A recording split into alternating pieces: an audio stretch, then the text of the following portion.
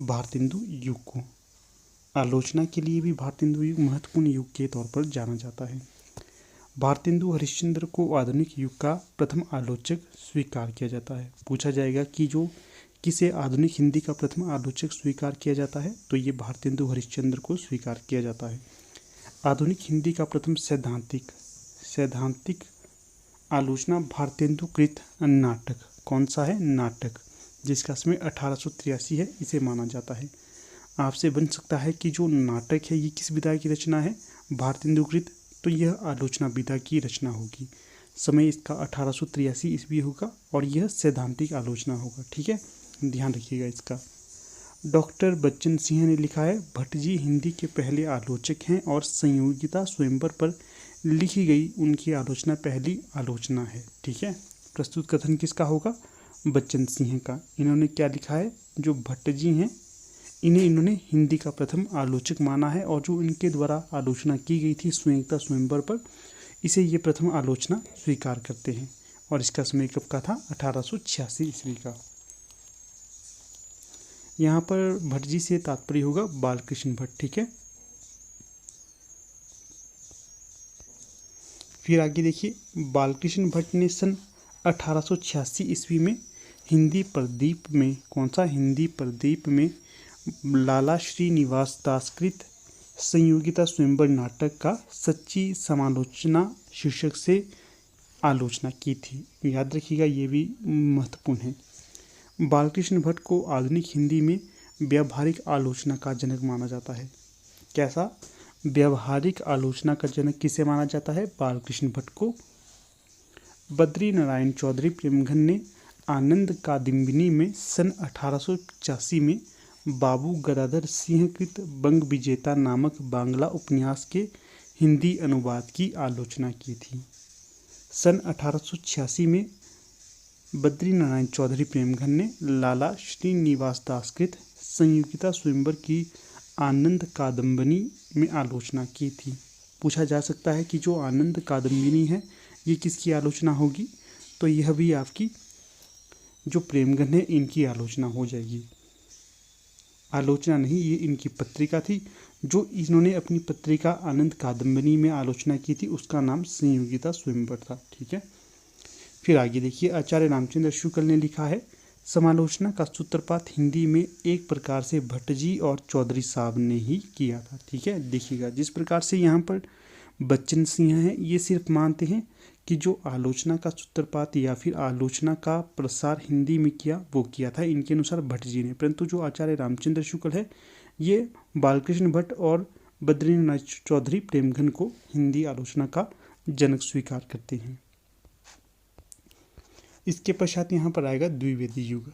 ये भी काफ़ी ज़्यादा महत्वपूर्ण युग स्वीकार किया जाता है। देखिएगा कौन कौन से महत्वपूर्ण टॉपिक यहाँ पर मिलेंगे आपको।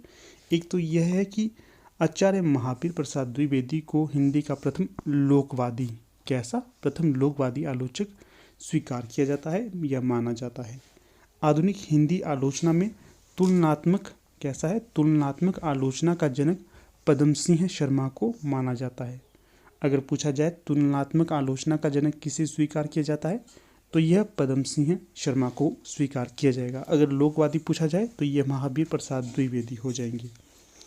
सर्वप्रथम सन 1907 ईस्वी में सरस्वती में पदम सिंह शर्मा ने बिहारी और फारसी के कवि सादी की तुलनात्मक आलोचना की थी। देखिएगा ये भी काफ़ी ज़्यादा पूछे जाने वाला तथ्य है कि तुलनात्मक आलोचना सर्वप्रथम किसने की थी, तो यह की थी पदम सिंह शर्मा ने।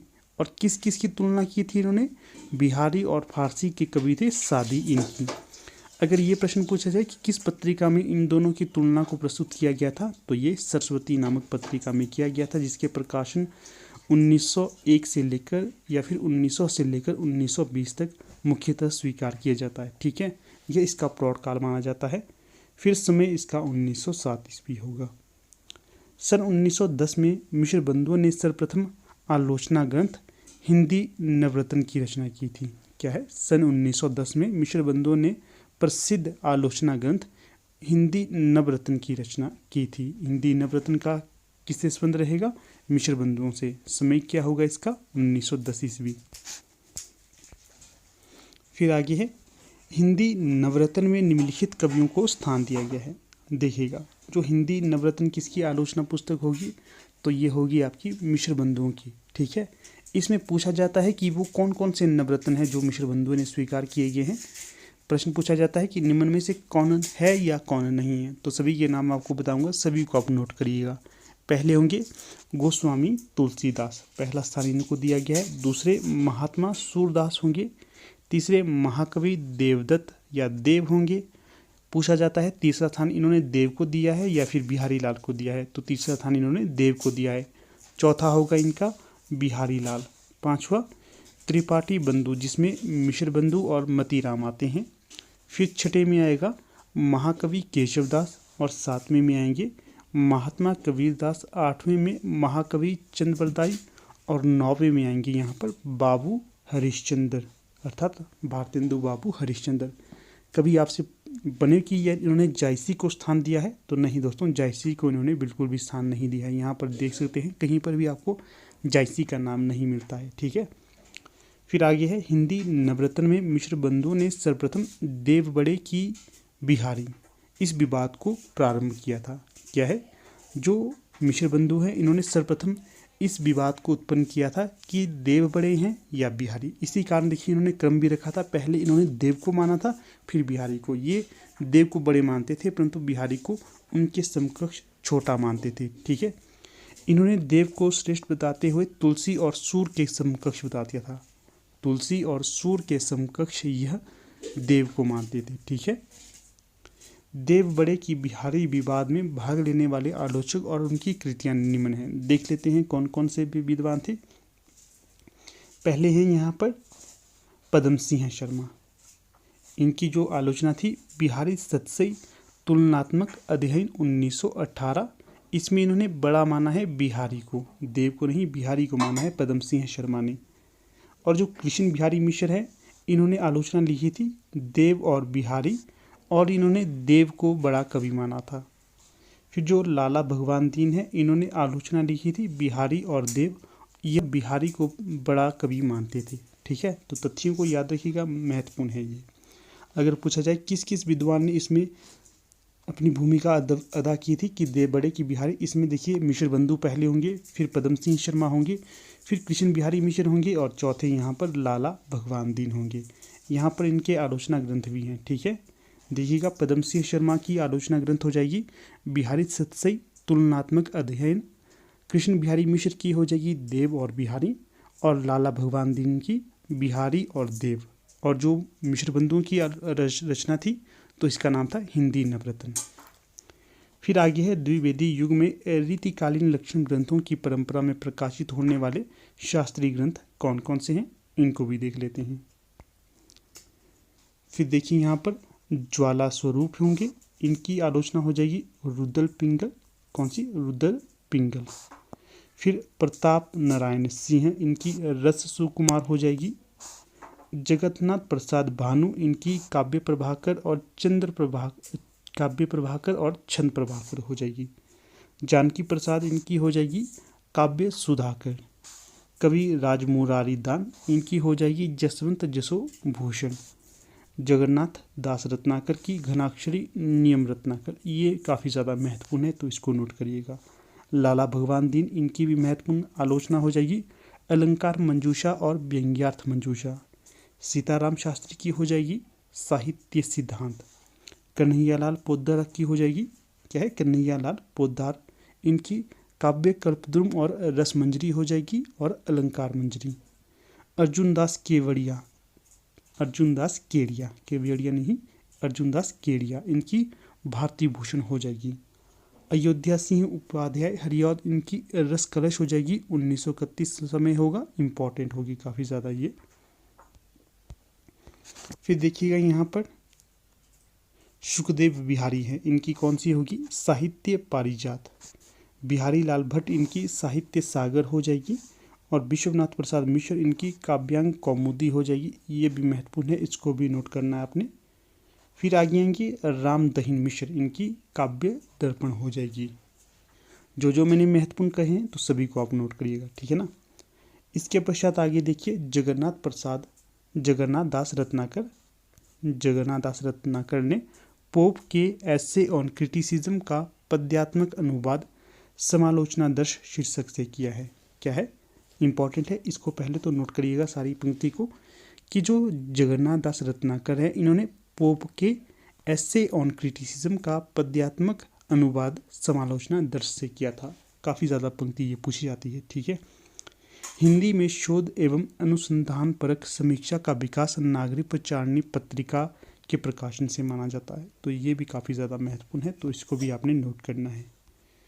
फिर आगे है, सन 1921 में सर्वप्रथम काशी हिंदू विश्वविद्यालय में परास्नातक अर्थात एमए के पाठ्य में हिंदी को स्थान मिला था। जो एमए हुई थी उस समय, तो इसमें हिंदी को इन्होंने पाठ्यक्रम के तौर पर निर्धारित किया था या फिर हिंदी का पाठ्यक्रम तैयार किया गया था।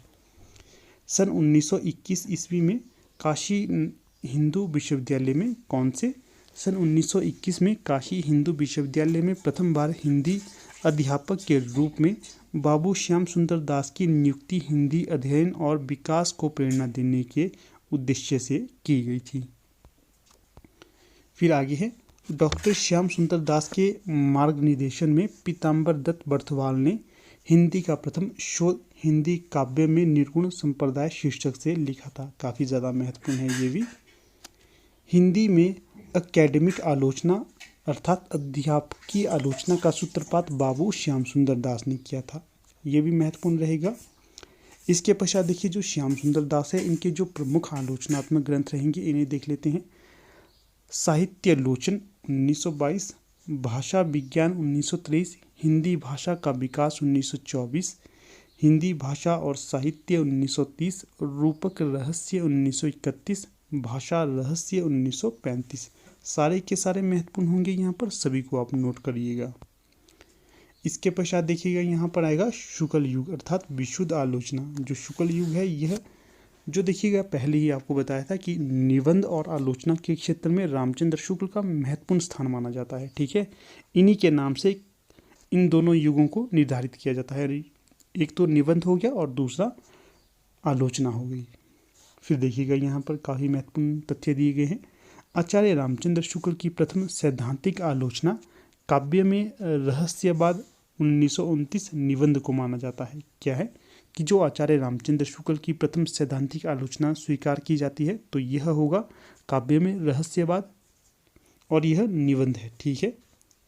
आचार्य रामचंद्र शुक्ल की प्रमुख आलोचनात्मक कृतियाँ हैं गोस्वामी तुलसीदास 1923, जायसी ग्रंथावली 1924, भ्रमर गीतसार 1925 और रसमीमांसा 1949। सारे के सारे महत्वपूर्ण हैं, तो नोट करना आपने इनको। फिर है रसमीमांसा, आचार्य रामचंद्र शुक्ल की सैद्धांतिक आलोचना है। कैसी आलोचना है रसमीमांसा? तो यह इनकी सैद्धांतिक आलोचना होगी। आचार्य रामचंद्र शुक्ल ने आलोचना के क्षेत्र में विरोधों का सामंजस्य सिद्धांत का प्रवर्तन किया था। मोस्ट इंपॉर्टेंट है, किस सिद्धांत का किया था? विरोधों के सामंजस्य, और यह रामचंद्र शुक्ल के द्वारा इसे प्रतिपादित किया था। फिर आगे देखिएगा, आचार्य रामचंद्र शुक्ल आनंद की अभिव्यक्ति के आधार पर काव्य के 2 विभाग करते हैं। कितने विभाग? 2 विभाग करते हैं, देख लेते हैं यहाँ पर। पहले में आनंद की साधनावस्था या फिर प्रयत्न पक्ष को लेकर चलने वाले, जैसे कि रामचरितमानस, पद्मावत का उत्तरार्ध, हम्मीर रासो, पृथ्वीराज रासो, छत्र प्रकाश इत्यादि प्रबंध काव्यों को। फिर जो आनंद की सिद्धावस्था या फिर उपभोग पक्ष को लेकर चलने वाले थे, जैसे सूरसागर, कृष्ण भक्त कवियों की पदावली, बिहारी सतसई, रीतिकाल के कवियों के फुटकल, श्रृंगारी पद्य, रास पंचाध्याय इत्यादि वर्णनात्मक काव्य ये स्वीकार किए जाते हैं। इसके पश्चात आगे है, आचार्य शुक्ल ने अंग्रेजी के निम्न रचनाओं का हिंदी में भी अनुवाद किया था। तो सभी को नोट करिएगा, काफ़ी ज़्यादा महत्वपूर्ण है ये। देखिएगा, जो रचना थी एसेज ऑन इमेजिनेशन, रचना थी यह एडिसन की। इसका इन्होंने अनुवाद किया था कल्पना का आनंद। फिर आगे जॉन हेनरी न्यूमैन की रचना थी लिटरेचर, इसका इन्होंने साहित्य नाम से अनुवाद किया था। फिर जॉन हेनरी न्यूमैन की दूसरी रचना थी plain thinking and high thinking, इसका इन्होंने अनुवाद किया था आदर्श जीवन। फिर जो हैकल की रचना थी रिडल ऑफ द यूनिवर्स, क्या है रिडल ऑफ द यूनिवर्स, इसका इन्होंने विश्व प्रपंच नाम से अनुवाद किया था। तो इनको भी आपने नोट करना है, काफ़ी ज़्यादा महत्वपूर्ण है ये। फिर आगे हम देखेंगे जयशंकर प्रसाद जी को, इनका भी महत्वपूर्ण स्थान रहता है आलोचना के क्षेत्र में। देखिएगा इनकी आलोचना कौन कौन सी थी। जयशंकर प्रसाद ने काव्य और कला तथा अन्य निबंध में कुछ आलोचनात्मक निबंध लिखे हैं। जयशंकर प्रसाद ने लिखा है काव्य आत्मा की संकल्पनात्मक अनुभूति है। काफ़ी ज़्यादा महत्वपूर्ण पंक्ति है ये वाली। पूछा जाता है कि काव्य आत्मा की संकल्पनात्मक अनुभूति है, प्रस्तुत कथन किसका था? तो ये जयशंकर प्रसाद का था। आत्मा की मनन शक्ति की वह असाधारण अवस्था जो श्रेय सत्य को उनके मूल चारुत्व में सहसा ग्रहण कर लेती है, काव्य में संकल्पनात्मक अनुभूति कही जा सकती है। तो ये महत्वपूर्ण रहेगा। फिर देखिएगा आगे, सुमित्रानंदन पंत प्रथम छायावादी कवि हैं जिन्होंने छायावादी कविता के बचाव में आलोचना लिखी थी। यह भी महत्वपूर्ण होगा। इसके पश्चात देखिएगा सुमित्रानंदन पंत के पल्लव के प्रवेश को छायावाद का घोषणा पत्र स्वीकार किया जाता है। Most important. पंत के अनुसार क्या कहा गया है पंत ने? कविता हमारे परिपूर्ण क्षणों की वाणी है। किसका कथन होगा ये? पंत का, कि कविता हमारे परिपूर्ण क्षणों की वाणी होगी। पंत की अन्य आलोचना देखिए, गद्य पद्य 1953, शिल्प और दर्शन 1961, छायावाद का पुनर्मूल्यांकन 1965। इम्पॉर्टेंट है ये भी। इसके पश्चात आएंगे सूर्यकांत त्रिपाठी निराला। इन्होंने क्या लिखा है? कविता परिवेश की पुकार है। काफ़ी ज़्यादा महत्वपूर्ण है ये भी। फिर निराला जी की प्रमुख आलोचनात्मक कृति देखते हैं, रविंद्र कविता कानन, पंत और पल्लव 1928, प्रबंध पद्य, ये भी इम्पॉर्टेंट है। निराला ने कवित्व को हिंदी का जातीय छंद माना है। किसे? कवित्व को हिंदी का जातीय छंद निराला स्वीकार करते हैं। इसके पश्चात देखिए, आचार्य रामचंद्र शुक्ल के अनुवर्ती अन्य आलोचक निम्न हैं। कृष्ण शंकर शुक्ल, इनका देखिएगा केशव की काव्य कला, और दूसरी होगी कविवर रत्नाकर। दोनों ही महत्वपूर्ण है, दोनों को नोट करिएगा। फिर आगे हैं विश्वनाथ प्रसाद मिश्र, इनका काव्यांग कौमुदी और बिहारी की बागविभूति होगी। फिर बिहारी 92 विमर्श और गोसाई तुलसीदास, हिंदी में नाट्य साहित्य का विकास, यह भी महत्वपूर्ण होंगे। इसके पश्चात आगे आएंगे रामकृष्ण शुक्ल, इनका होगा प्रसाद की नाट्य कला। फिर हैं ब्रजरत्न दास, इनका हिंदी नाट्य साहित्य होगा, ये भी काफ़ी ज़्यादा पूछा जाता है। फिर रामकुमार वर्मा, इनका कबीर का रहस्यवाद, ये भी महत्वपूर्ण है। जनार्दन मिश्र, इनका विद्यापति होगा। कृष्णानंद गुप्त, इनका प्रसाद जी के 2 नाटक होगा। अखौरी गंगा प्रसाद, इनका पद्माकर की काव्य साधना होगा। भुवनेश्वर नाथ मिश्र, इनका मीरा की प्रेम साधना नामक आलोचना रचना मानी जाती है। फिर गिरिजादत्त शुक्ल हैं, इनकी देखिएगा महाकवि हरिऔध और गुप्त जी की काव्यधारा। रामनाथ सुमन, इनका प्रसाद जी की काव्य कला होगा। फिर आगे देखिएगा यहाँ पर शुक्ल युग की कुछ महत्वपूर्ण शास्त्रीय आलोचना देख लेते हैं। आलोचक हैं जगन्नाथ प्रसाद भानु, इनकी आलोचना हो जाएगी रस रत्नाकर और अलंकार दर्पण। गुलाब राय, इनका महत्वपूर्ण रचनाएं मानी जाती है। देखिएगा नवरस और सिद्धांत अध्ययन 1946, काव्य के रूपक 1947। रमाशंकर शुक्ल रसाल, ये भी महत्वपूर्ण है। अलंकार पीयूष, नाट्य दर्पण और आलोचना दर्श। फिर किशोरी दास वाजपेयी है, इनका रस और अलंकार, यह भी महत्वपूर्ण है। कन्हैयालाल गुप्त, इनका चरित्र चित्रण होगा। पद्मलाल पुन्नालाल बख्शी, ये भी महत्वपूर्ण है। विश्व साहित्य और विश्व साहित्य विमर्श। इसके पश्चात जो सेठ गोविंद दास है, इनका होगा नाट्य कला मीमांसा। इसके पश्चात देखिएगा आगे आएंगे यहाँ पर पुरुषोत्तम लाल, इनका होगा आदर्श और यथार्थ। विनोद शंकर व्यास, इनका कहानी कला होगी, ठीक है, आलोचना। लक्ष्मी नारायण सुधांशु है, कौन? लक्ष्मी नारायण सुधांशु, इनका काव्य में अभिव्यंजनावाद 1936, जीवन तत्व और काव्य के सिद्धांत 1942, काफ़ी ज़्यादा महत्वपूर्ण इनकी आलोचनाएं मानी जाती हैं। फिर आगे होंगे डॉक्टर राम कुमार वर्मा, इनका होगा साहित्य शास्त्र 1955 और साहित्य समालोचना 1938। तो यह भी काफ़ी ज़्यादा महत्वपूर्ण है। तो इन दोनों ही रचनाकार को यहाँ पर तो देखिएगा, यहाँ पर दिए गए हैं सर्वप्रथम आचार्य शांति प्रिय द्विवेदी। जो आचार्य शांति प्रिय द्विवेदी हैं ये भी प्रमुख शुक्लोत्तर युग के आलोचक के तौर पर जाने जाते हैं। देखिएगा, आचार्य शांति प्रिय द्विवेदी महत्वपूर्ण प्रभाववादी समीक्षक के तौर पर जाने जाते हैं। शांति प्रिय द्विवेदी ने गांधी और रविंद्र की मानवतावादी दृष्टि को छायावाद व केंद्रीय चेतना के तौर पर माना है। फिर आगे है, शांतिप्रिय द्विवेदी की प्रमुख समीक्षात्मक कृति निम्न है। सामयिकी, पहली जो इनकी आलोचनात्मक कृति हो जाएगी सामयिकी, हमारे साहित्य निर्माता और संचारणी।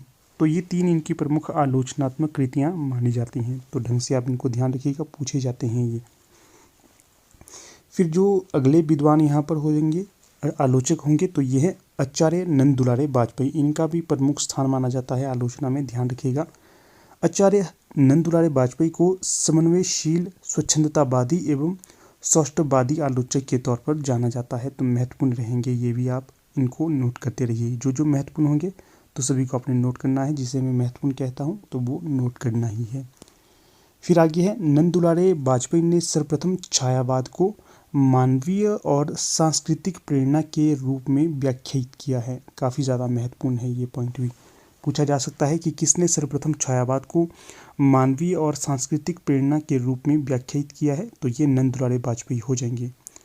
तो इनकी जो यहाँ पर प्रमुख कृतियाँ हो जाएंगी इन्हें भी देख लेते हैं। हिंदी साहित्य विशिष्टावधि 1942, जयशंकर प्रसाद 1940, प्रेमचंद आधुनिक साहित्य 1950, महाकवि सूरदास 1952, महाकवि निराला 1965, नई कविता 1973, कवि सुमित्रा नंदन पंत 1976, रस सिद्धांत 1977, साहित्य का आधुनिक युग 1978, आधुनिक साहित्य सृजन और समीक्षा 1978, रीति और शैली 1979, नया साहित्य नए प्रश्न। तो ये सारी की सारी रचनाएं काफ़ी ज़्यादा महत्वपूर्ण होंगी। सभी को आप नोट करिएगा, पूछी जाने वाली रचनाएं ये सारी की सारी हैं। फिर जो अगले यहाँ पर आलोचक हो जाएंगे तो डॉक्टर नगेंद्र है। काफ़ी ज़्यादा महत्वपूर्ण ये आलोचक माने जाते हैं। इनके द्वारा जो हिंदी साहित्य का इतिहास है उसका संपादन किया गया था। काफ़ी ज़्यादा महत्वपूर्ण है वो हिंदी साहित्य का इतिहास। जैसे कि देखिए आचार्य रामचंद्र शुक्ल है, उसके पश्चात जो इतिहास सबसे सुदृढ़ और महत्वपूर्ण माना जाता है तो वो डॉक्टर नगेंद्र द्वारा संपादित ही माना जाता है। फिर देखिएगा, डॉक्टर नगेंद्र को रसवादी आलोचक के तौर पर माना जाता है। कैसे आलोचक जाने जाते हैं ये? रसवादी आलोचक। इनकी आलोचना में भारतीय और पाश्चात्य का समन्वय मिलता है। क्या है? जो इनकी आलोचना है इसमें भारतीय और पाश्चात्य काव्यशास्त्र का समन्वय देखने के लिए मिलता है। पूछा जाता है कि वो कौन सा आलोचक है जिसकी आलोचना में भारतीय और पाश्चात्य का समन्वय मिलता है, तो ये डॉक्टर नगेंद्र हैं। फिर आगे देखिएगा, डॉक्टर नगेंद्र की प्रमुख आलोचनात्मक कृतियाँ कौन कौन सी होंगी, इनको भी आप नोट करिएगा, ये भी पूछी जाती हैं। देखिए, सुमित्रा नंदन पंत काफ़ी ज़्यादा महत्वपूर्ण है। साकेत एक अध्ययन, ये भी महत्वपूर्ण है। देव और उनकी कविता महत्वपूर्ण रहेगी। रीति काव्य की भूमिका महत्वपूर्ण है। राम की शक्ति पूजा, निराला की कालजयी कृति महत्वपूर्ण है। ये भी इनकी सारी की सारी रचनाएं महत्वपूर्ण है। फिर आगे देखिए, हिंदी साहित्य की प्रवृत्तियाँ, शैली विज्ञान, आधुनिक हिंदी कविता की मुख्य प्रवृत्तियाँ, भारतीय समीक्षा और आचार्य शुक्ल की काव्य दृष्टि, रस सिद्धांत, नई समीक्षा नए संदर्भ, कामायनी के अध्ययन की समस्याएं, आधुनिक हिंदी नाटक, भारतीय काव्यशास्त्र की भूमिका, सियाराम शरण गुप्त, भारतीय सौंदर्य शास्त्र की भूमिका, काव्य बिंब, साहित्य का समाजशास्त्र। तो ये इनकी प्रमुख आलोचनात्मक कृतियाँ हो जाएंगी, तो इनको नोट करना है आपने। इसके पश्चात देखिए, जो महत्वपूर्ण आलोचक के तौर पर जाने जाते हैं तो ये कौन जाने जाते हैं, ये हैं हमारे आचार्य हजारी प्रसाद द्विवेदी। काफ़ी ज़्यादा महत्वपूर्ण है ये विद्वान भी। जो आचार्य रामचंद्र शुक्ल थे, इनकी जो सबसे ज़्यादा आलोचना की गई थी या फिर जो चीज़ें इन्होंने कही थी आचार्य रामचंद्र शुक्ल ने, उसके ऊपर अगर कोई गलत बात होती थी तो उसका सबसे ज़्यादा विरोध करते थे हजारी प्रसाद द्विवेदी। ठीक है, काफ़ी ज़्यादा महत्वपूर्ण माने जाते हैं ये। देखिएगा, आचार्य हजारी प्रसाद द्विवेदी को चिन्मुखी मानवता के अन्वेषक के तौर पर जाना जाता है। आचार्य हजारी प्रसाद द्विवेदी ऐतिहासिक सांस्कृतिक चेतना संपन्न मानवतावादी आलोचक के तौर पर जाने जाते हैं। तो इसका भी ध्यान रखना है, ये महत्वपूर्ण रहेगा आगामी परीक्षा के लिए। फिर देखिए जो इनकी प्रमुख महत्वपूर्ण आलोचनात्मक कृतियाँ रहेंगी तो वे ये हैं, इनको नोट करना है, काफ़ी ज़्यादा महत्वपूर्ण है। पहली है सूर साहित्य 1930, हिंदी साहित्य की भूमिका 1940, कबीर 1941, हिंदी साहित्य का आदिकाल 1952, सहज साधना 1963, कालिदास की लालित्य योजना 1965, मध्यकालीन बोध का स्वरूप 1970। ये सारी की सारी बेहद ज़्यादा महत्वपूर्ण है, काफ़ी ज़्यादा पूछी जाती हैं, खासकर क्रम वाले अगर प्रश्न आए तो वहाँ पर इनकी ये आलोचनात्मक कृतियाँ आती ही हैं।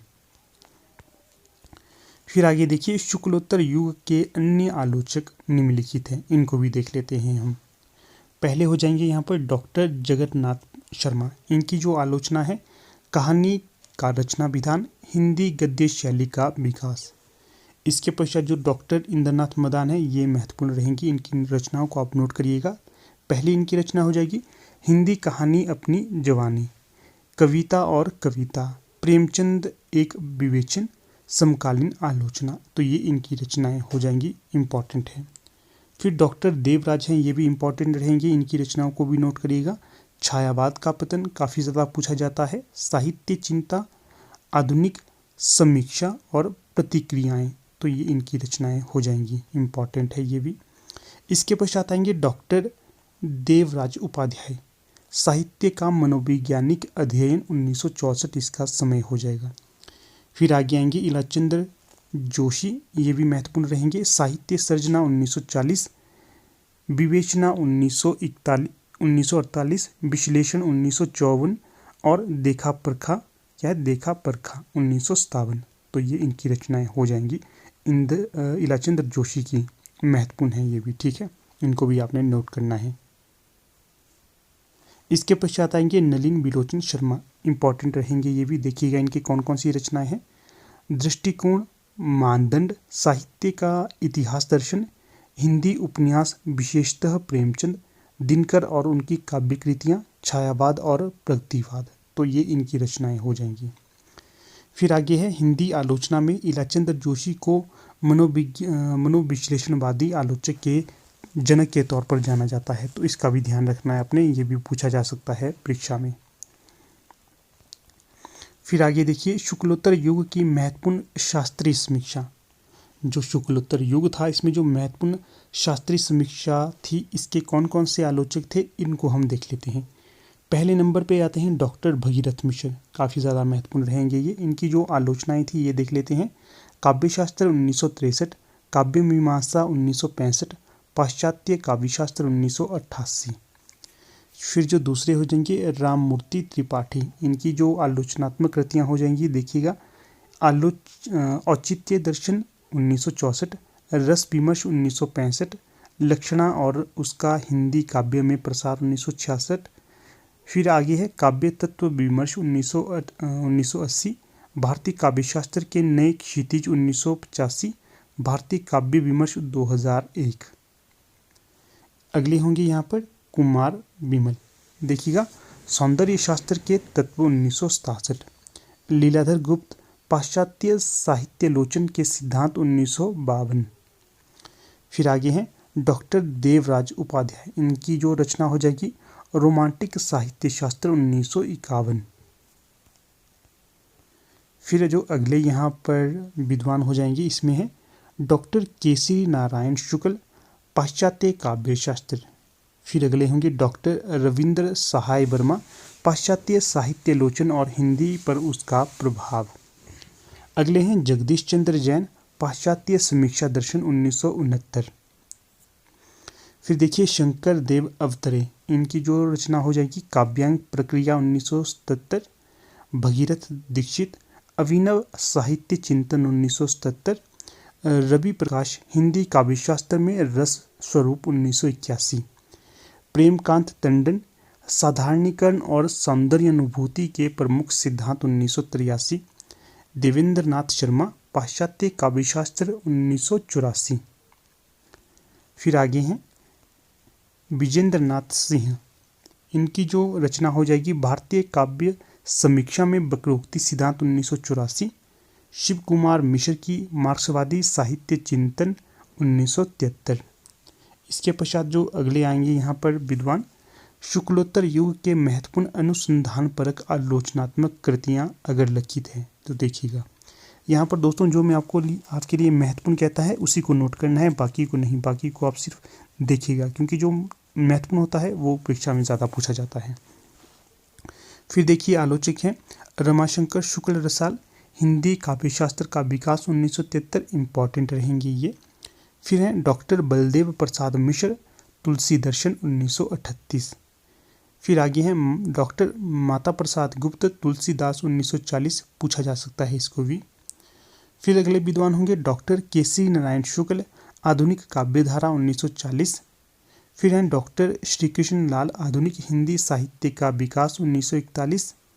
फिर आगे हैं डॉक्टर जगन्नाथ प्रसाद शर्मा, प्रसाद के नाटकों का शास्त्रीय अध्ययन 1943 इसका समय होगा। फिर अगले विद्वान होंगे डॉक्टर दीनदयाल गुप्त, अष्टछाप और बल्लभ संप्रदाय 1944। फिर आगे होंगे यहाँ पर डॉक्टर ब्रजेश्वर वर्मा, इनकी जो कृति हो जाएगी सूरदास 1945। फिर आगे हैं डॉक्टर लक्ष्मी सागर बार्षणीय, इनकी जो कृतियाँ हैं वे देखिए, हिंदी साहित्य और उसकी सांस्कृतिक भूमिका, आधुनिक हिंदी साहित्य 1940। फिर जो अगले विद्वान हैं काफ़ी ज़्यादा महत्वपूर्ण है कमल किशोर गोयनका, इनकी जो कृति हो जाएगी आलोचनात्मक, प्रेमचंद का जीवन 1984। जो कमल किशोर गोयनका है, इन्होंने प्रेमचंद्र पे काफ़ी ज़्यादा अध्ययन किया है, काफ़ी ज़्यादा महत्वपूर्ण रचनाएं इनकी रही हैं प्रेमचंद्र पर। कभी समय लगता है, कभी कहीं पर आपको नाम दिखे कमल किशोर गोयनका का, तो ये प्रेमचंद्र से संबंधित रहेंगे। फिर जो अगले हैं डॉक्टर भगीरथ मिश्र, ये भी महत्वपूर्ण है, हिंदी काव्यशास्त्र का इतिहास 1947। फिर आगे आएंगे डॉक्टर कामिल बुल्के, इम्पॉर्टेंट है ये भी, इनकी जो रचना रहेगी राम काव्य पर आधारित रहेगी। ये जो तुलसीदास थे इनसे काफ़ी ज़्यादा प्रभावित रहे हैं कामिल बुल्के। रामकथा उत्पत्ति और विकास 1949, ये इनकी रचना हो जाएगी। फिर आगे हैं डॉक्टर हीलालाल दीक्षित, इनकी जो रचना है आचार्य केशव 1950। फिर हैं डॉक्टर भोलाशंकर व्यास, ध्वनि संप्रदाय और उसके सिद्धांत 1952। फिर आगे हैं डॉक्टर धर्मवीर भारती, महत्वपूर्ण रहेंगे, इनकी कृति भी महत्वपूर्ण है, सिद्ध साहित्य 1953। फिर आगे आएंगे यहाँ पर डॉक्टर शंभुनाथ सिंह, हिंदी में महाकाव्य का स्वरूप, विकास 1955। फिर आगे हैं डॉक्टर देवराज उपाध्याय, आधुनिक हिंदी काव्य साहित्य और मनोविज्ञान 1955। इसके पश्चात देखिए ये अगले विद्वान यहाँ पर हो जाएंगे डॉक्टर आनंद प्रकाश दीक्षित, काव्य में रस 1956। डॉक्टर विनय मोहन शर्मा, हिंदी को मराठी संतों की देन 1956। डॉक्टर शिव प्रसाद सिंह, सूर पूर्व ब्रजभाषा काव्य 1957। डॉक्टर उदय भानु सिंह, तुलसी दर्शन मीमांसा 1959। डॉक्टर मनोहर काले, आधुनिक हिंदी और मराठी काव्यशास्त्र का तुलनात्मक अध्ययन 1961। विजयपाल सिंह, केशव का आचार्यत्व 1964। श्री राम शर्मा, दक्षिणी हिंदी का साहित्य 1970। राममूर्ति त्रिपाठी, हिंदी निर्गुण साहित्य में तांत्रिक दृष्टि का संचार 1972। तो फिर देखिएगा यहाँ पर हम देखेंगे मार्क्सवादी या प्रगतिवादी आलोचकों को। तो जो पहले यहाँ पर रहेंगे तो ये होंगे, हिंदी का प्रथम मार्क्सवादी आलोचक शिवदान सिंह चौहान को माना जाता है। काफ़ी ज़्यादा महत्वपूर्ण ये तथ्य रहेगा, नोट करना इसको आपने, ठीक है। इसके पश्चात है शिवदान सिंह चौहान द्वारा लिखा भारत में प्रगतिशील साहित्य की आवश्यकता, काफ़ी ज़्यादा महत्वपूर्ण है। इसे कब लिखा गया था? 1937 में। शीर्षक निबंध को प्रथम मार्क्सवादी समीक्षा स्वीकार किया जाता है। किसे प्रथम मार्क्सवादी समीक्षा के तौर पर जाना जाता है? भारत में प्रगतिशील साहित्य की आवश्यकता।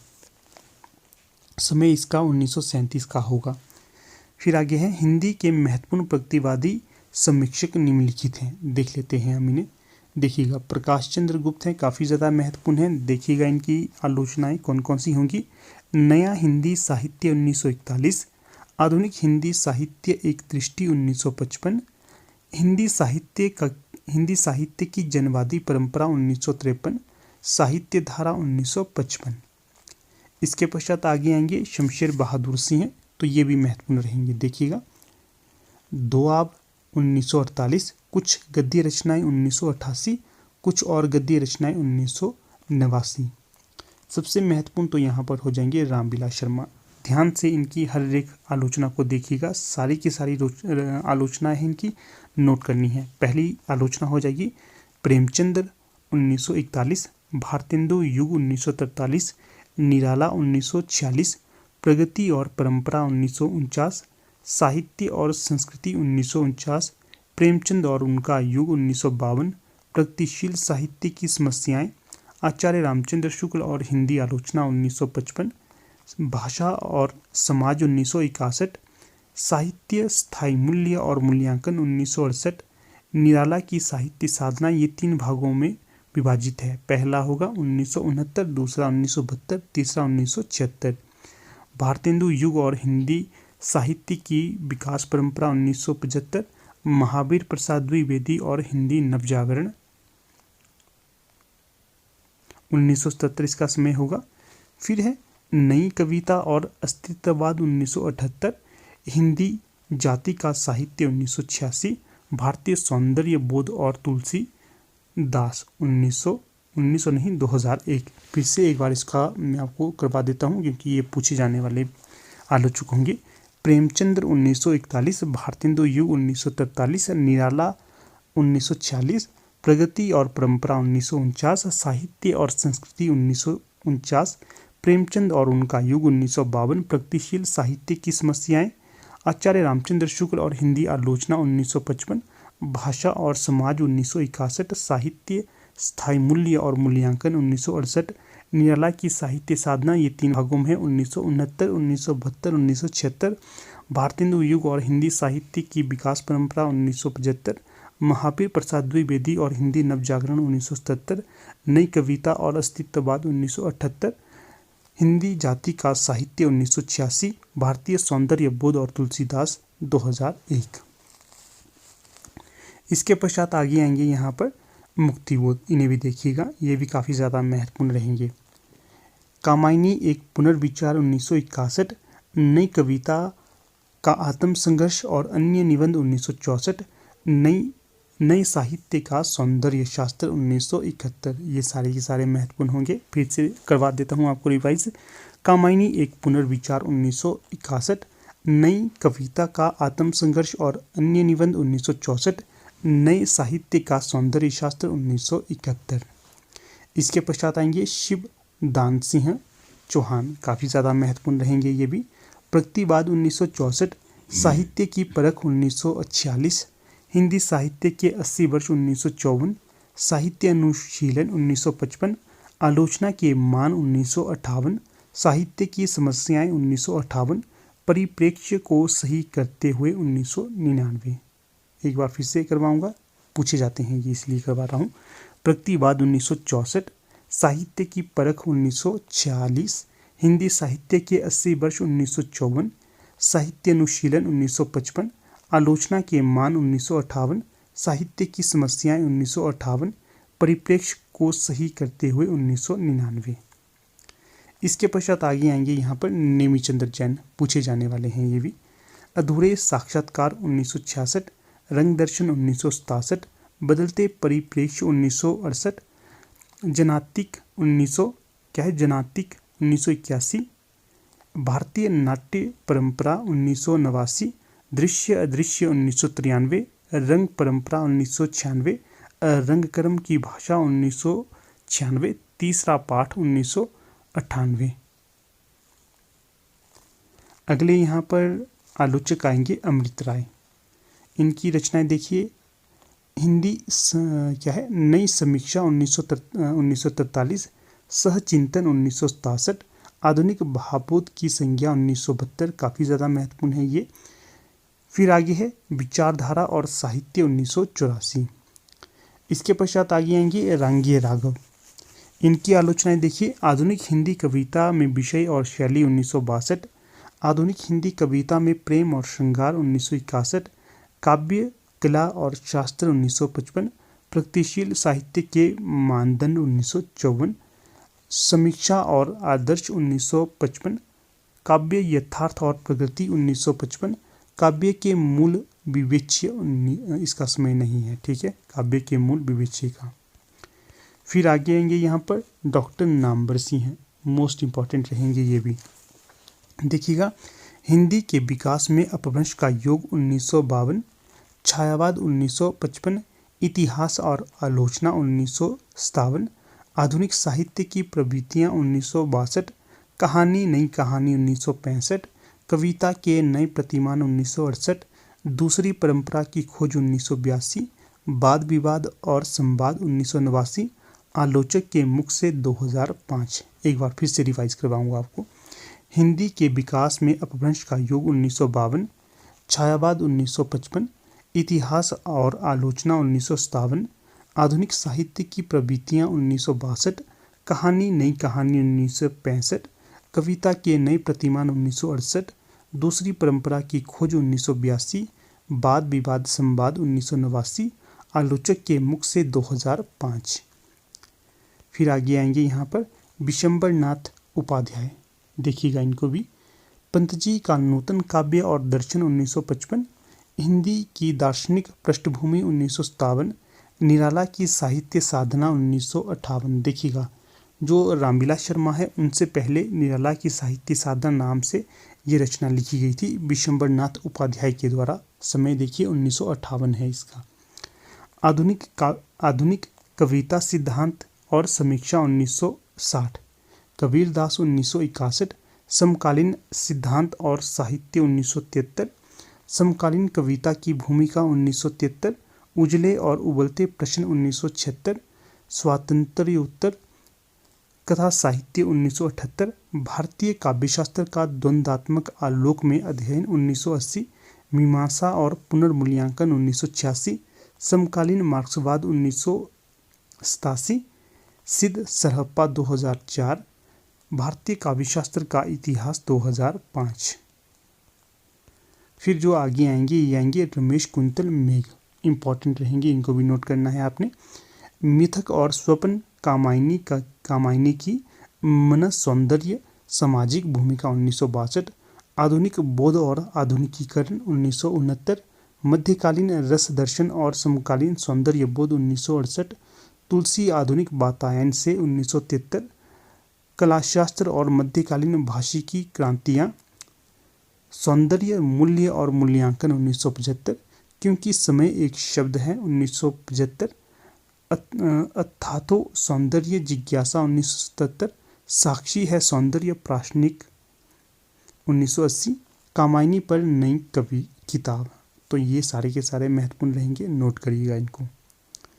फिर जो आगे आएंगे ये आएंगे शिव कुमार, पेन कहाँ चला गया, देखिए शिव कुमार मिश्र, कामायनी और प्रसाद की कविता गंगा 1954, वृंदावन लाल वर्मा उपन्यास और कला 1956, नई हिंदी काव्य 1962।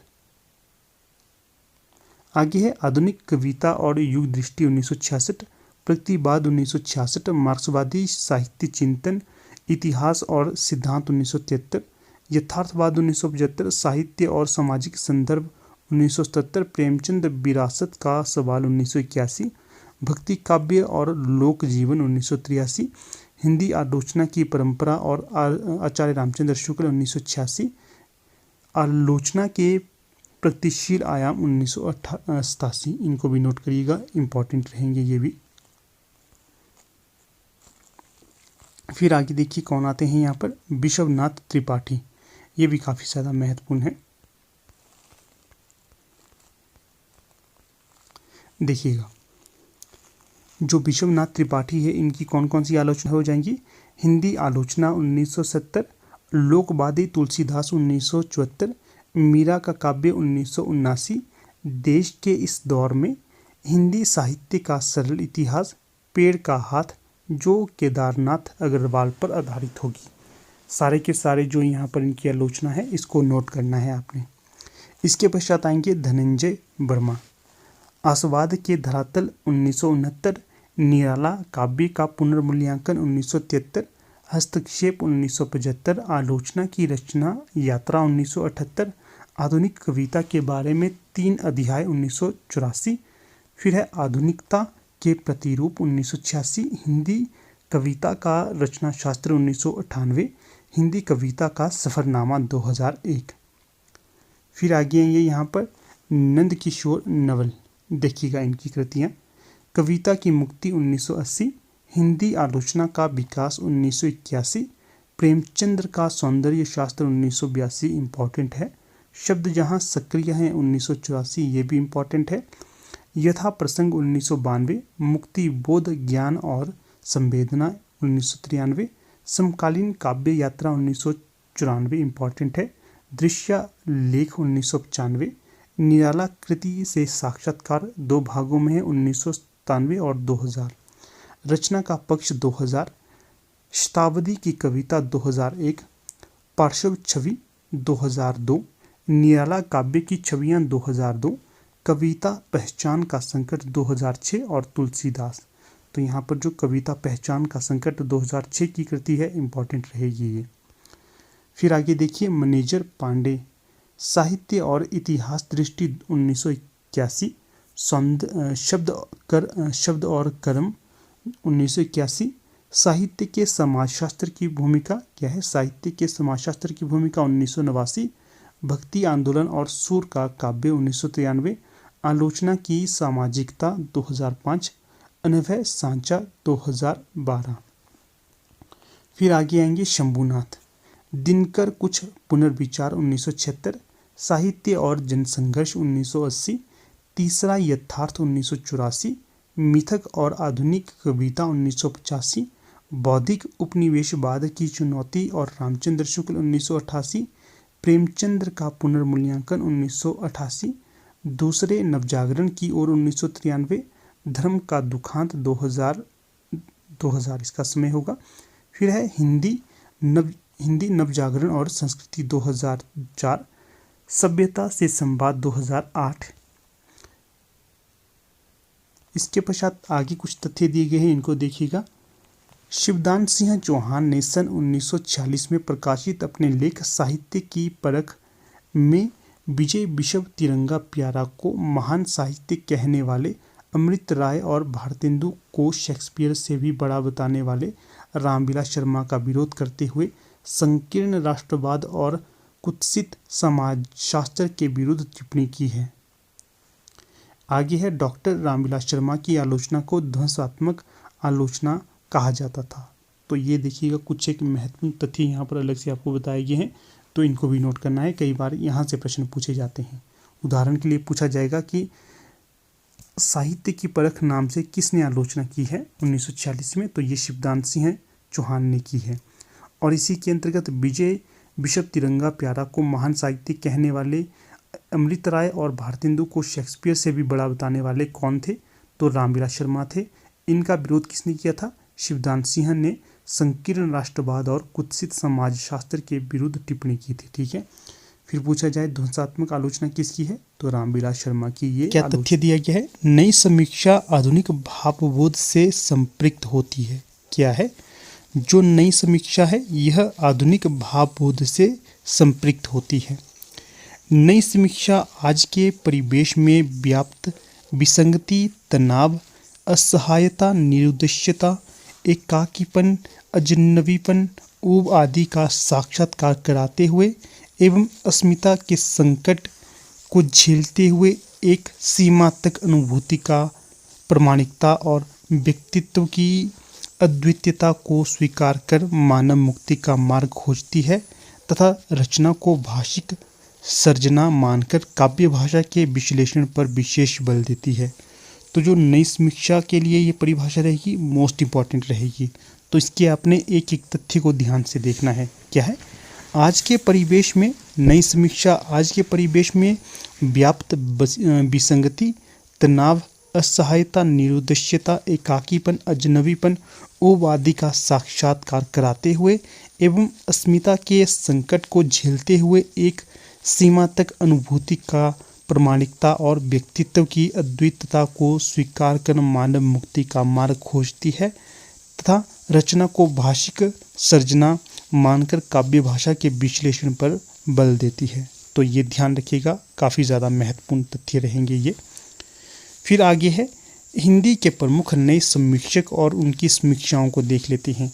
सबसे पहले जो नाम आता है अज्ञेय का आता है, मोस्ट इम्पॉर्टेंट है। इनकी हर एक समीक्षा को ध्यान रखिएगा, पूछी जाने वाली है, मोस्ट इम्पॉर्टेंट है। तो जो इनकी पहली समीक्षा मानी जाती है त्रिशंकु, समय इसका 1945 है। दूसरी हो जाएगी आत्मेन पद 1960 समय है। तीसरी है भवंती 1972 समय है। चौथी है अंतरा 1975 समय है। पांचवी है आलवाल, समय इसका यहाँ पर 1977 होगा। और छठी यहाँ पर अद्यतन हो जाएगी, समय इसका यहाँ पर। फिर आगे यहाँ पर हम देख लेते हैं अज्ञेय जी हो गए समीक्षा से संबंधित। आगे भी इनकी यहाँ पर रचनाएं होंगी, इन्हें हम देख लेते हैं। देखिएगा अगली जो यहाँ पर इनकी समीक्षा होगी युग संधियों पर 1982, धार और किनारे 1982। अंतिम हो जाएगी इनकी आधुनिक हिंदी साहित्य 1976। काफ़ी ज़्यादा महत्वपूर्ण ये आधुनिक हिंदी साहित्य नाम की इनकी समीक्षा रहती है। देख लेते हैं, एक नज़र देख लेते हैं यहाँ पर। देखिएगा त्रिशंकु 1945, आत्मेन पद 1960, भवंती 1972, अंतरा 1975, आलवाल 1977, अद्यतन 1977। फिर है युग संधियों पर 1982, धार और किनारे 1982, आधुनिक हिंदी साहित्य 1976। इसके पश्चात जो आगे आएंगे गिरिजा कुमार माथुर, इनकी जो समीक्षाएं हैं नई कविता सीमाएं और संभावनाएं 1966। फिर आगे हैं डॉक्टर रघुवंश, इनकी जो समीक्षाएं हो जाएंगी इन्हें भी देख लेते हैं। साहित्य का नया परिप्रेक्ष्य 1963 इम्पॉर्टेंट रहेगी। फिर है समसामयिकता और आधुनिक हिंदी कविता 1977, आधुनिकता और सृजनशीलता 1980, भारती का काव्य 1980, कबीर एक नई दृष्टि, जायसी एक नई दृष्टि। ये दोनों ही इनकी एक समान की रचना है, कबीर एक नई दृष्टि और जायसी एक नई दृष्टि। इसके पश्चात जो दूसरे यहाँ पर अलग से विद्वान रहेंगे महत्वपूर्ण, लक्ष्मीकांत वर्मा पूछे जाने वाले हैं, इनका ध्यान रखिएगा। नई कविता के प्रतिमान 1957 इम्पॉर्टेंट है। नई प्रतिमान पुराने निकष 1967, ये भी काफ़ी ज़्यादा महत्वपूर्ण है, पूछा जा सकता है इसे भविष्य में। इसके पश्चात आगे रामदर्श मिश्र हो जाएंगे, ये भी इम्पॉर्टेंट है। हिंदी समीक्षा के स्वरूप और संदर्भ 1974, आधुनिक हिंदी कविता के सृजनात्मक संदर्भ 1986, हिंदी उपन्यास एक अंतरयात्रा, हिंदी आलोचना का इतिहास।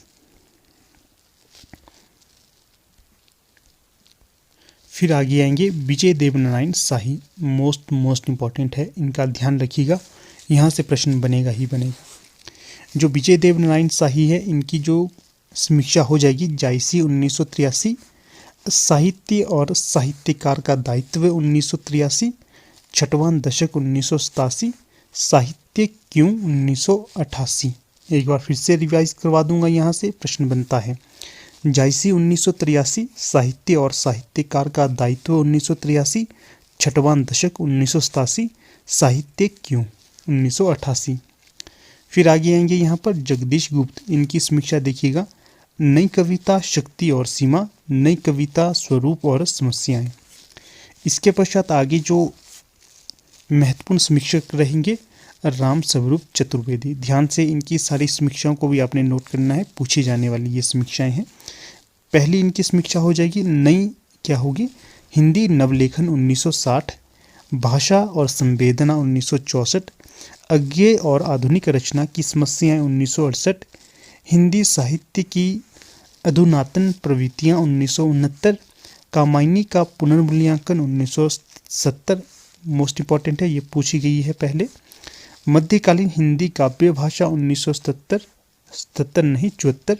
कविता यात्रा रत्नाकर से अज्ञेय तक 1976, सृजन और भाषिक संरचना 1980, इतिहास और आलोक दृष्टि 1982, हिंदी साहित्य और संवेदना का विकास 1986, मोस्ट इम्पॉर्टेंट। काव्य भाषा पर 3 निबंध 1989, प्रसाद निराला और अज्ञेय 1989, कविता का पक्ष 1994, हिंदी गद्य विन्यास और विकास 1996, आधुनिक कविता यात्रा 1998, आचार्य रामचंद्र शुक्ल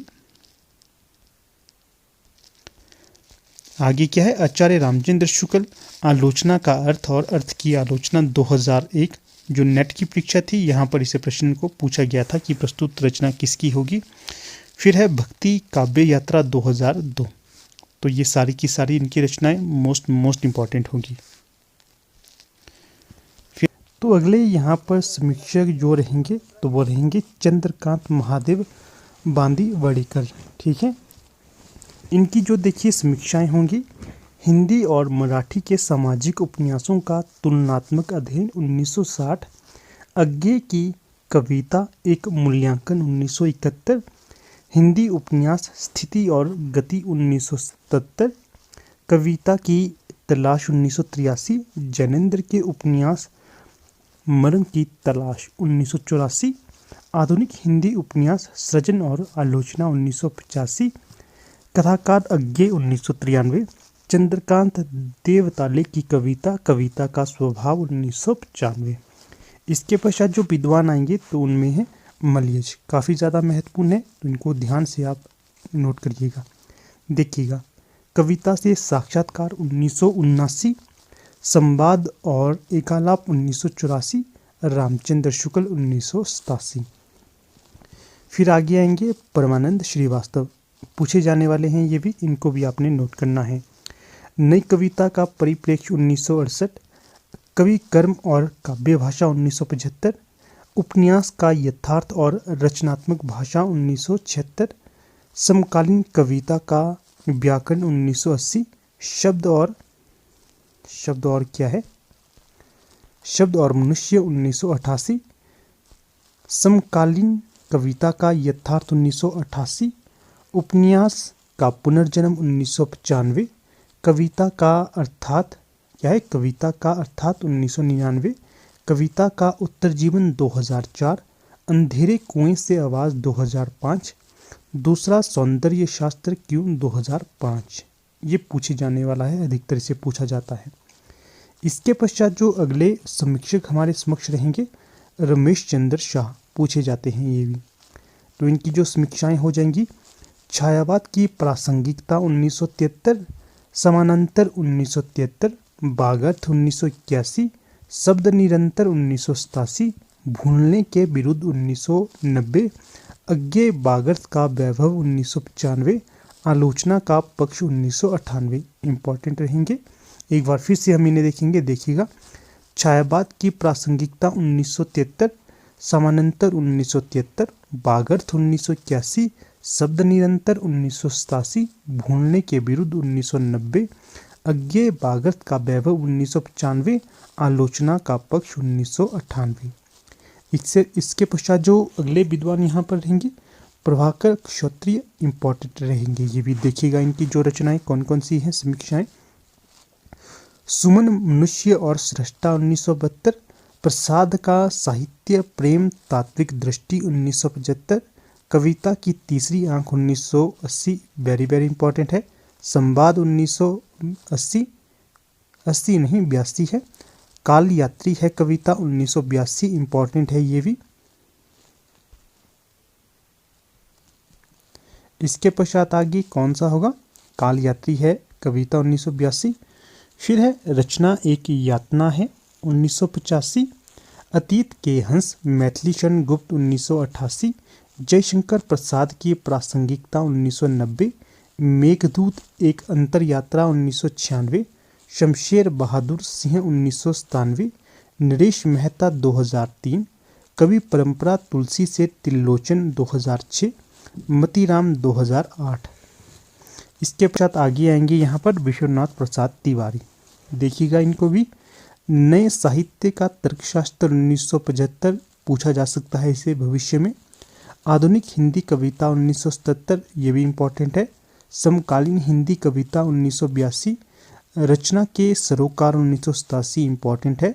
गद्य के प्रतिमान 1996, इम्पोर्टेंट है। कविता क्या है 1999, कविता क्या है इसी नाम से एक रचना रची गई है प्रसिद्ध समीक्षक के द्वारा, उसका नाम आप बताइएगा।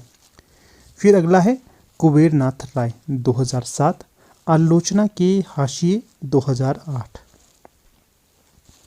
फिर आगे देखिएगा कौन आते हैं, अशोक वाजपेयी,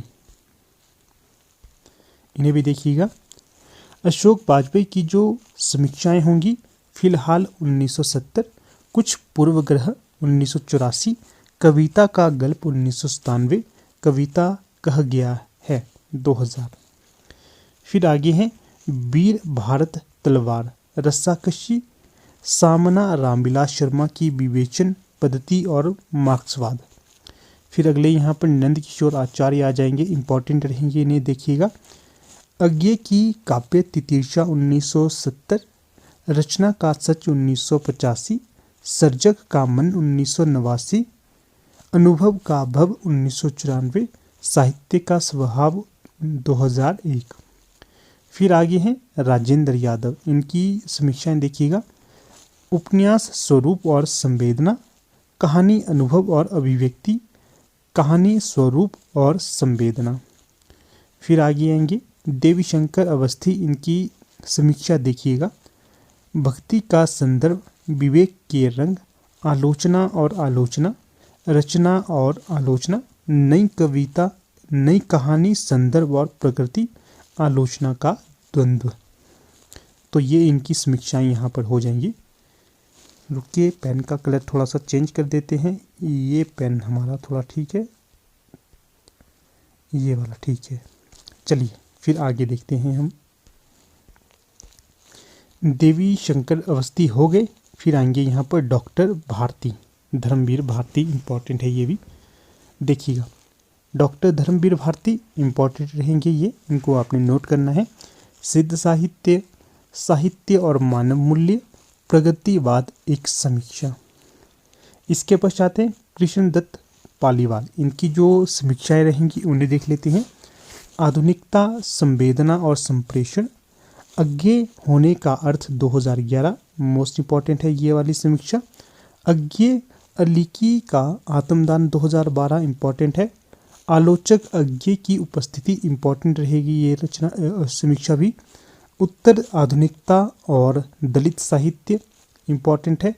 हिंदी आलोचना का सैद्धांतिक आधार, हिंदी आलोचना के नए वैचारिक सरोकार, मैथिली शरण गुप्त प्रासंगिकता के अंतःसूत्र, सर्वेश्वर दयाल सक्सेना का रचनाक्रम, सिय राममय सब जग जानी, भवानी प्रसाद मिश्र का काव्य संसार। अगले हैं यहाँ पर नरेंद्र मोहन, समकालीन हिंदी नाटक और रंगमंच, समकालीन कविता के बारे में। फिर आगे आएंगे यहाँ पर देखिएगा कुमार विमल, देखते हैं इनकी समीक्षाओं को। सौंदर्य शास्त्र के तत्व, छायावाद का सौंदर्य शास्त्रीय अध्ययन, कला विवेचन। फिर आगे आएंगे यहाँ पर नरेश मेहता, मुक्तिबोध एक अद्भुत कविता, इंपॉर्टेंट है। शब्द पुरुष अज्ञेय, इंपॉर्टेंट है। काव्य का वैष्णव व्यक्तित्व, इंपॉर्टेंट है। काव्यात्मकता का दिक्काल, यह भी इंपॉर्टेंट है। फिर आगे हैं यहाँ पर विष्णुकांत शास्त्री, देखिएगा इनकी समीक्षाएं। तुलसी के ही हेरी, इंपॉर्टेंट रहेगी। भक्ति और शरणागति। इसके पश्चात आगे आएंगे यहाँ पर शिव प्रसाद सिंह, विद्यापति, सूरपूर्व, ब्रजभाषा और उसका काव्य, कीर्तिलता और अभट्ट भाषा पूछे जा सकते हैं ये आगे, क्योंकि इनकी रचनाएं कुछ अलग से हैं। फिर आगे आएंगे केदारनाथ सिंह, इंपॉर्टेंट है, ये भी पूछे जाते हैं, ये देखिएगा। आधुनिक हिंदी कविता में बिंब विधान, इंपॉर्टेंट है। कल्पना और छायावाद, इंपॉर्टेंट है। मेरे समय के शब्द, इंपॉर्टेंट है। फिर आगे हैं विद्यानिवास मिश्र, अज्ञेय वन का छंद, इंपॉर्टेंट है।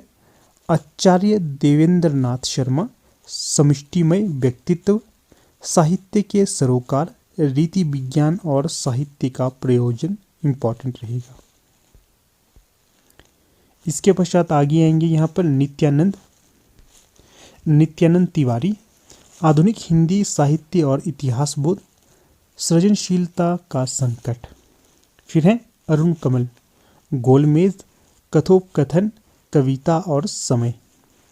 सुधीर पचौरी हैं अद्य गद्य विन्यास, क्या है अद्य गद्य विन्यास, देरिदा विखंडन की सैद्धांतिकी, उत्तर यथार्थवाद, उत्तर आधुनिक साहित्यिक विमर्श, उत्तर आधुनिक समय और मार्क्सवाद, निर्मल वर्मा और उत्तर उपनिवेशवाद, आलोचना से आगे, हिंदुत्व और उत्तर आधुनिकता। फिर आगे हैं पुरुषोत्तम अग्रवाल, अकथ कहानी प्रेम की, कबीर की कविता और उनका समय 2010। तीसरा रुख इम्पॉर्टेंट रहेगा ये। कोलाज अशोक वाजपेयी 2012 इम्पॉर्टेंट रहेगा ये भी। इसके पश्चात आगे आएंगे रामधारी सिंह दिनकर, इम्पॉर्टेंट रहेंगे ये भी, देखिएगा इनकी समीक्षाएं। काव्य की भूमिका, पंत प्रसाद और मैथिली शरण, शुद्ध कविता की खोज, ये सारी इनकी जो समीक्षाएं हैं इम्पॉर्टेंट है ये। फिर आगे जो नाम आएगा डॉक्टर रामकमल राय का, देखिएगा इनकी समीक्षाएं। नरेश मेहता कविता और उद्धव यात्रा, हिंदी कविता का वैयक्तिक परिप्रेक्ष्य, अज्ञेय सृजन और संघर्ष। फिर है अपूर्वानंद साहित्य का एकांत, सुंदर का स्वप्न। फिर आगे हैं विष्णु खरे, आलोचना की पहली किताब, इम्पॉर्टेंट रहेगी। चंद्रवली सिंह, आलोचना का जनपक्ष, लोक दृष्टि और हिंदी साहित्य। फिर है बलदेव वंशी, आधुनिक हिंदी कविता में विचार, दादू जीवन दर्शन, कबीर की चिंता, लंबी कविताएं, वैचारिक सरोकार। तो ये होगी यहाँ पर नई समीक्षा के अंतर्गत जो महत्वपूर्ण समीक्षाएं थी। फिर आगे स्त्री विमर्श या स्त्री आलोचना को हम देखते हैं, ये भी पूछे जाने वाले हैं तो महत्वपूर्ण रहेंगे। देखिएगा जो पहली महिला आलोचक हो जाएंगी उनका नाम क्या है, प्रभा खेतान, मोस्ट इंपॉर्टेंट है। इनकी जो आलोचनाएं हैं इनको नोट करना है, जिसको मैं कहूँगा तो नोट करना ही है, क्योंकि पूछे जाने वाले प्रश्न यहाँ से बनते हैं। उपनिवेश में स्त्री, अलवियर कामू, वह पहला आदमी, मोस्ट इंपॉर्टेंट है। अनामिका, स्त्रीत्व का मानचित्र, उत्तर गाथा, मौसम बदलने की आहट, मन मांझने की जरूरत, स्त्री विमर्श का लोक पक्ष। यहाँ पर मन मांझने की जरूरत, मौसम बदलने की आहट, ये इम्पॉर्टेंट रहेंगी। फिर जो मृणाल पांडे है ये भी महत्वपूर्ण रह सकती हैं, उतने प्रश्न यहाँ से अभी तक बने नहीं हैं। थोड़ी सी जो इनकी रचनाएं महत्वपूर्ण होंगी वे बता देता हूँ। परिधि पर स्त्री इम्पॉर्टेंट है। स्त्री लंबा सफ़र 2012, स्त्री देश की राजनीति से देह की राजनीति तक इम्पॉर्टेंट है। ओ उबरी, भारतीय स्त्री का प्रजनन और यौन जीवन, जहाँ औरत गढ़ी जाती हैं, ये भी इम्पॉर्टेंट रहेगी। फिर आगे है कात्यायनी, दुर्ग द्वार पर दस्तक। फिर है कमला सिंघवी, आधुनिक परिवेश में स्त्री 2011। फिर दिव्या जैन है, मोस्ट इम्पॉर्टेंट रहेंगी ये, इनकी जो आलोचना रहेगी हवा की बेटी। फिर आगे देखिए क्षमा शर्मा आएंगी, इनकी जो आलोचनाएं हैं क्षमा शर्मा की, सती का समय, स्त्रीत्ववादी विमर्श, समाज और साहित्य। फिर जो नासिरा शर्मा है मोस्ट इम्पॉर्टेंट है, इनकी आलोचना देखिएगा, औरत के लिए औरत काफ़ी ज़्यादा पूछी जाती है। फिर जो मैत्रेयी पुष्पा है ये भी मोस्ट इम्पॉर्टेंट है। खुली खिड़कियाँ, सुनो मालिक सुनो, तब्दील निगाहें, 2012 में इसे रचा गया है। फिर है राधा कुमार, स्त्री संघर्ष का इतिहास। फिर जो रमणिका गुप्ता हैं ये भी पूछी जाने वाली आलोचक हैं, स्त्री मुक्ति, संघर्ष और इतिहास। फिर आगे आएंगे यहाँ पर रोहिणी अग्रवाल, स्त्री लेखन, स्वप्न और संकल्प, इतिवृत्त की संचेतना और स्वरूप, समकालीन कथा साहित्य, सरहदें और सरोकार। फिर आगे आएंगी यहाँ पर नूतन सिन्हा, सांप्रदायिक दंगे और नारी। फिर जो ममता कालिया है ये भी इम्पॉर्टेंट है, इनकी ये आलोचना को भी नोट करिएगा, घाटी घरेलू औरतें। फिर है गीताश्री, नागपाश में स्त्री, सपनों की मंडी, स्त्री आकांक्षा के मानचित्र। इसके पश्चात जो नाम आएगा इलिया सेन का, इनकी आलोचना भी देखिएगा, संघर्ष के बीच, मनीषा, हम सभ्य औरतें और औरत अंग। फिर सरला माहेश्वरी, नारी प्रश्न, समान नागरिक संहिता। फिर है रंजना रेगड़े, कवियों का कवि शमशेर। फिर जो निर्मला जैन है इनकी आलोचनाओं को देखिएगा, रस सिद्धांत और सौंदर्य शास्त्र, कविता का प्रति संसार, हिंदी आलोचना की 20वीं सदी। इसके पश्चात हिंदी के प्रमुख स्त्रीवादी पुरुष आलोचकों को भी देख लेते हैं। पूछे जाने वाले प्रश्न यहाँ से भी उठते हैं। पहले देखिए राजेंद्र यादव है, इम्पोर्टेंट रहेंगे। आदमी की निगाह में औरत, औरत उत्तर कथा, अतीत होती सदी और स्त्री का भविष्य, इम्पोर्टेंट रहेंगे राजेश यादव। फिर है अरविंद जैन, औरत होने की सजा, बचपन से बलात्कार, औरत अस्तित्व और अस्मिता।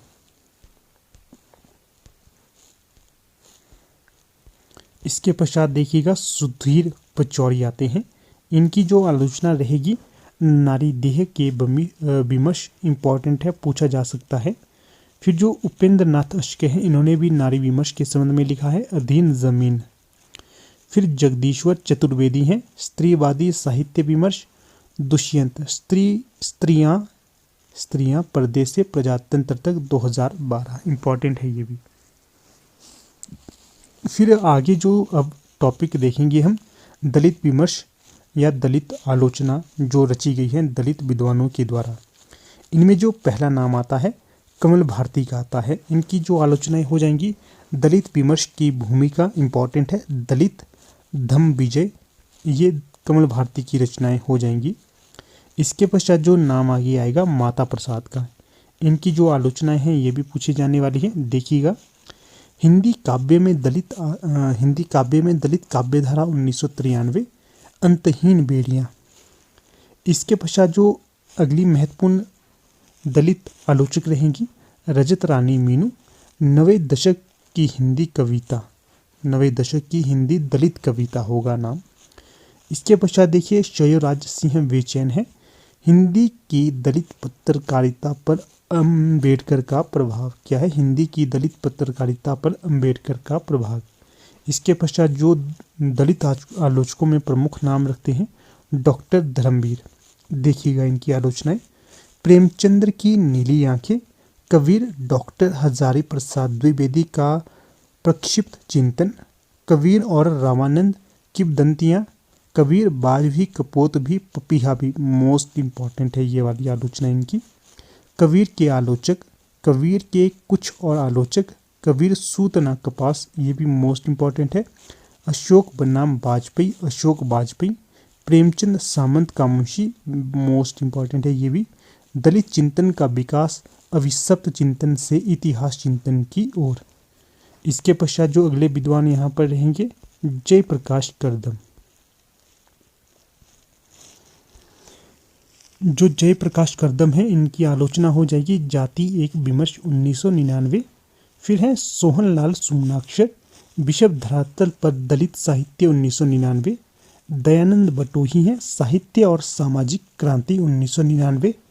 तेज सिंह हैं, इनकी आलोचना हो जाएगी आज का दलित साहित्य 2000।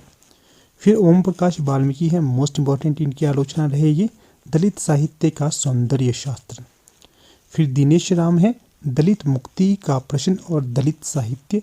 तेजस्वी कुटीमन है, इनकी आलोचना रहेगी भारतीय दलित साहित्य एक परिचय 2002। फिर देवेंद्र चौबे हैं, इनकी आलोचना हो जाएगी आधुनिक साहित्य में दलित विमर्श। फिर बाबूराम बागुल हैं, इनकी आलोचना रहेगी दलित साहित्य आज का क्रांति विज्ञान। फिर अगली जो महत्वपूर्ण दलित आलोचक रहेंगी ये है रमणिका गुप्ता, स्वर और नई शताब्दी, ये भी इम्पोर्टेंट रहेगी।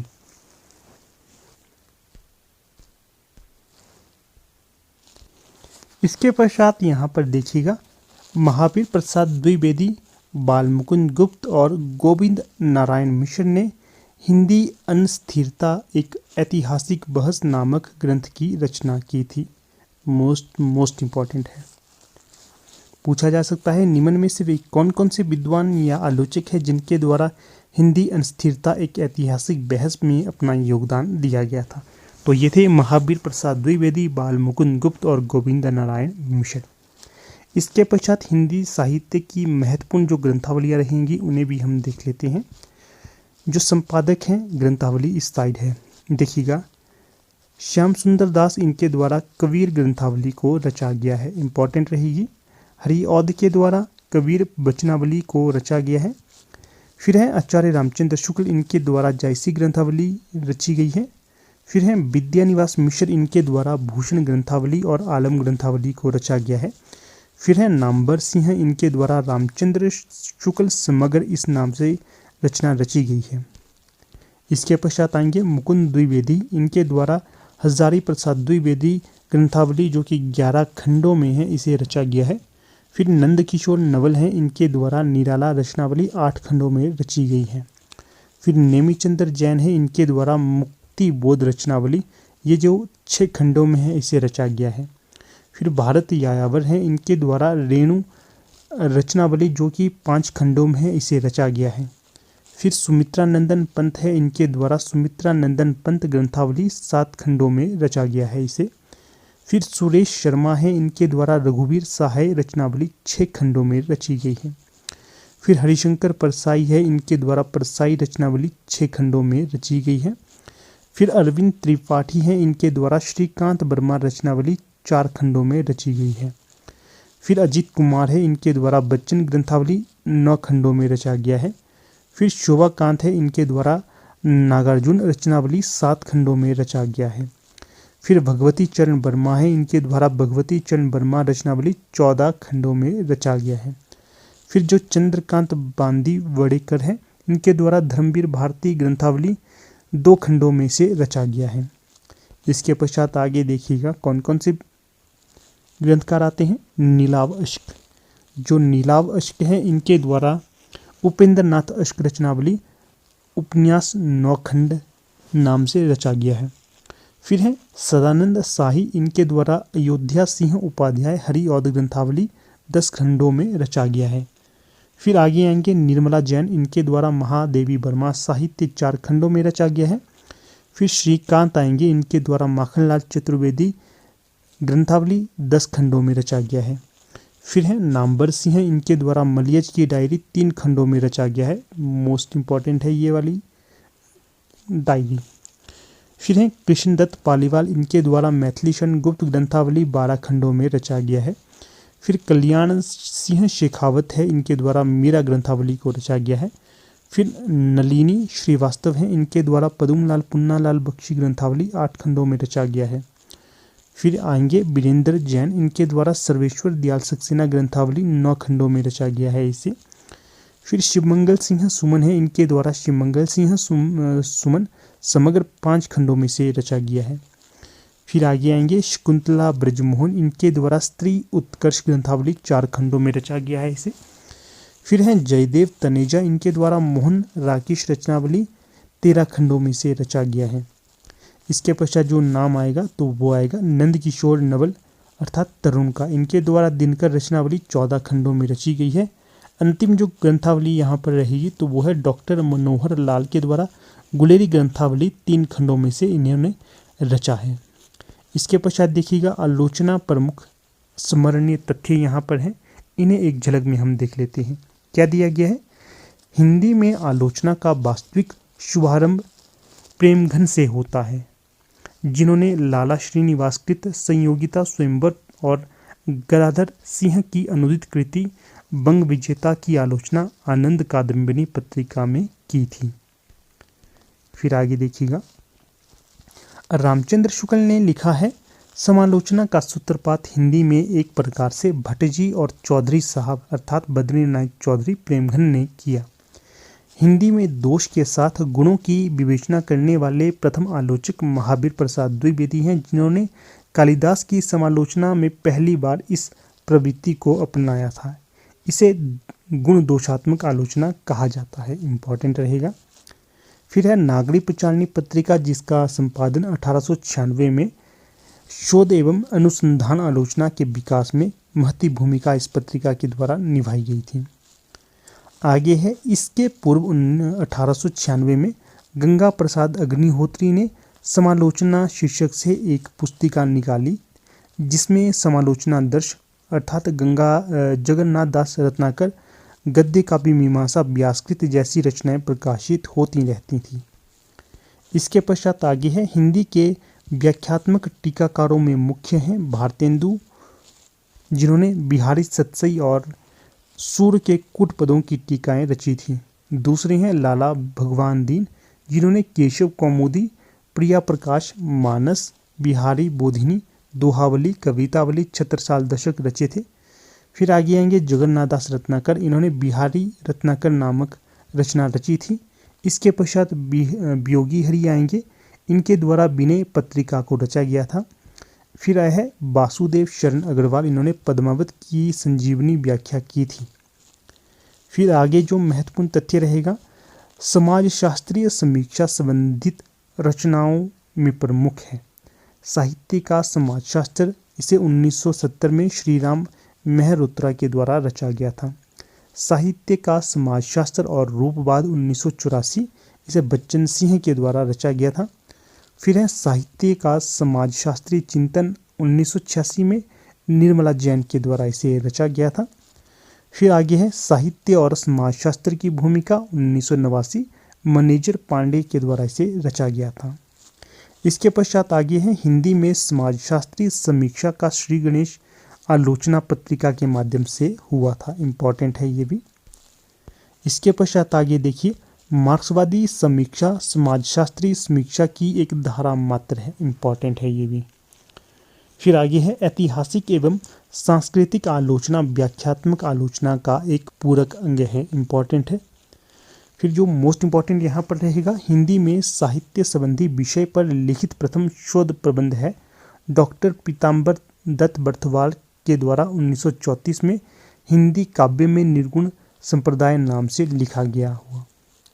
फिर आगे है अन्वेषण एवं अनुसंधान परक आलोचकों में पीताम्बर दत्त बर्थवाल और रमाशंकर शुक्ल रसाल, इनके द्वारा हिंदी काव्यशास्त्र का विकास 1937, माता प्रसाद गुप्त के द्वारा तुलसीदास 1940 में और डॉक्टर लक्ष्मी सागर बार्शने के द्वारा आधुनिक हिंदी साहित्य 1940 और कृष्ण लाल के द्वारा आधुनिक हिंदी साहित्य का विकास 1941 में, जगन्नाथ प्रसाद शर्मा के द्वारा प्रसाद के नाटकों का शास्त्रीय अध्ययन 1943 और दीनदयालु गुप्त के द्वारा अष्टछाप और वल्लभ संप्रदाय 1944, ब्रजेश्वर वर्मा के द्वारा सूरदास 1945, रीतिकाल की भूमिका में देव का योगदान अध्ययन, ये जो क्या है रीतिकाल की भूमिका में देव का अध्ययन, जिसे डॉक्टर नगेंद्र के द्वारा 1946 में रचा गया था। उदय भानु सिंह के द्वारा महावीर प्रसाद द्विवेदी और उनका युग 1946 रचा गया था। फिर जो भगीरथ मिश्र है, इनके द्वारा हिंदी काव्यशास्त्र का इतिहास 1947 को रचा गया था। रामकथा उत्पत्ति और विकास कामिल बुल्के के द्वारा इसे रचा गया था। सिद्ध साहित्य डॉक्टर धर्मवीर भारती के द्वारा इसे 1953 में रचा गया था। और जो देवराज उपाध्याय है, हिंदी कथा साहित्य और मनोविकार 1955 में से रचा गया था। ये प्रमुख योगदान देती हैं या फिर इनका प्रमुख योगदान इस क्षेत्र में रहता है। फिर जो आगे आएंगे इनमें देखिएगा पाठालोचन एवं पाठानुसंधान के क्षेत्र में अर्थात टेक्चुअल क्रिटिसिज्म के क्षेत्र में बाबू श्याम सुंदर दास, जिन्होंने कबीर सूर तुलसी जायसी और जो माता प्रसाद गुप्त है, इन्होंने जायसी ग्रंथावली। फिर विश्वनाथ प्रसाद मिश्र है, इन्होंने घनानंद ग्रंथावली, रामचरितमानस, मूल राज जैन इनके द्वारा भारतीय संपादन शास्त्र, कन्हैया सिंह इनके द्वारा पाठ संपादन के सिद्धांत और हिंदी पाठानुसंधान, मिथिलेश क्रांति एवं डॉक्टर विमलेश कांति इनके द्वारा पाठालोचन सिद्धांत और प्रक्रिया, सिया राम तिवारी इनके द्वारा पाठानुसंधान की देन महत्वपूर्ण ये अनुसंधान परक आलोचना रहती हैं। इसके पश्चात विविध आलोचना पद्धति के प्रवर्तक और अन्य तथ्य देखिएगा। शास्त्रीय और शास्त्र प्रधान आलोचना का श्री गणेश, महावीर प्रसाद द्विवेदी और मिश्र बंधुओं के द्वारा किया गया था। चिंतन प्रधान आलोचना का सूत्रपात यहाँ पर आचार्य रामचंद्र शुक्ल के द्वारा किया गया था। और जो प्रभाववादी आलोचना का सूत्रपात किया था पदम सिंह शर्मा के द्वारा बिहारी सत्सई की आलोचना नामक आलोचना लिखकर किया गया था। फिर जो व्याख्यात्मक आलोचना का सूत्रपात किया गया था तो आचार्य रामचंद्र शुक्ल के द्वारा जायसी सूर तुलसी की आलोचना लिखकर। फिर जो अकेडमिक अर्थात अध्यापकीय आलोचना का सूत्रपात किया गया था बाबू श्याम सुंदर दास के द्वारा किया गया था।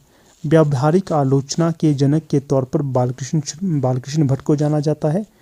व्याख्यात्मक आलोचना का आदर्श रूप प्रस्तुत करने वाले हजारी प्रसाद द्विवेदी थे।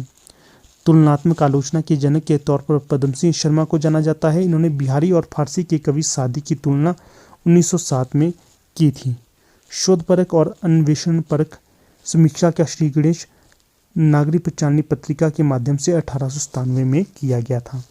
और शोधपरक समीक्षा का वास्तविक विकासकर्ता माना जाता है बाबू श्याम सुंदर दास जी को ही। मनोवैज्ञानिक आलोचना के क्षेत्र में सर्वाधिक समर्थ आलोचक के तौर पर इलाचंद्र जोशी को जाना जाता है। इसके पश्चात देखिएगा अन्य तथ्य क्या है। कथा समीक्षा के क्षेत्र में कथा समीक्षा के क्षेत्र में पहल करने वाले आलोचक थे डॉक्टर नामवर सिंह हैं। इनकी जो रचना थी नई कहानी, इसके माध्यम से इन्होंने ये प्रकट किया था।